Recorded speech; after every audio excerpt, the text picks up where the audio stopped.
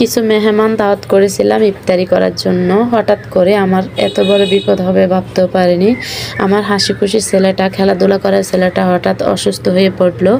তো আপনারা কি এরকম করে হেঁটেছেন? আমার ছেলে মাশাল্লাহ হাঁটা শুরু করেছে, এখন তো একদম অসুস্থ হয়ে গেল। হ্যালো এভরিওয়ান, আসসালামু আলাইকুম। কেমন আছেন সবাই? আশা করি ভালো আছেন। চলে আসলাম নতুন একটা ভিডিও নিয়ে। এই তো আমার ছেলে শুয়ে আছে। তো আমি ওকে সকালবেলা হঠাৎ অসুস্থ হয়ে গেছে, বিকালবেলা আল্লাহ আল্লাহ করতে করতে বিকাল করলাম। তো বিকাল করে ওকে তাড়াতাড়ি ডক্টর কাছে নিয়ে গেলাম, নিয়ে ওষুধ দাওয়াই নিয়ে আসলাম। ওষুধ দাওয়াই খেয়ে খাওয়াই দিয়ে ওকে শোয়াই দিলাম। তো এ ফাঁকে আমার মেয়ে শুধু ভাত রান্না করে রেখেছে, তো তরকারি রান্না করে নাই।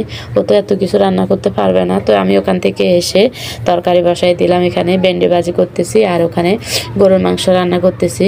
তো রাতের তখন 12টা বাজতেছে, আমি রান্না বান্না করে তারপরে শুব। তো এখানে আমার ছেলেও এসেছে। তো আমার ছেলে না খেয়ে শুয়ে আছে ইফতারি খেয়ে, কারণ আমি রান্না করতে পারিনি, ও কোত্থেকে খাবে। তো এর জন্য একটু গরুর মাংস রান্না করতেছি।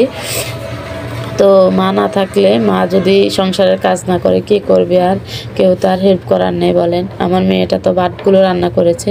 তো এখানে আমি কিছু মানুষ ইফতারি করার জন্য দাওয়াত করেছিলাম, তো কষ্ট করে ওদের জন্য সবগুলো ইফতারি রেডি করেছি। তো এখানে একটা তরমুজ এনেছে, দেখেন লাল, কত সুন্দর, অনেক মজা হয়েছে। যা হোক, ওনাদের ভাগ্য ভালো, ভালো একটা তরমুজ পেয়েছে। তো আমি এ ফাঁকে অল্প অল্প করে সব ইফতারি রেডি করে নিয়েছি।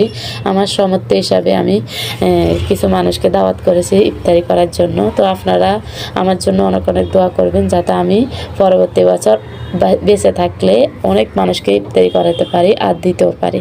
তো এখানে নুডলস করেছি আর ওখানে সব ইফতারি করেছি। ওরা দোকান থেকে দধিও নিয়ে আসছে। যা হোক, আলহামদুলিল্লাহ সবার জন্য ইফতারি রেডি করতে পেরেছি আর সবাইকে মন ভরে খাওয়াতে পেরেছি, এটাই শুকর আলহামদুলিল্লাহ। তো আমার ছেলেটা অসুস্থ, সবাই আমার ছেলেটার জন্য দোয়া করবেন। আর এখানে একটা কাজও আমি করি নাই, এগুলো সব আমার মেয়ে করেছে। মাশাআল্লাহ, আমার মেয়ে গুছিয়ে কাজ করতে পারে, আর যদি না করে তাহলে একটু করে না। মানে ওর ভালো দিকও আছে, ওর খারাপ দিকও আছে। যেদিন ও করতে চাইবে না, ওকে দিয়ে কেউ কোনো কাজ করাতে পারবে না।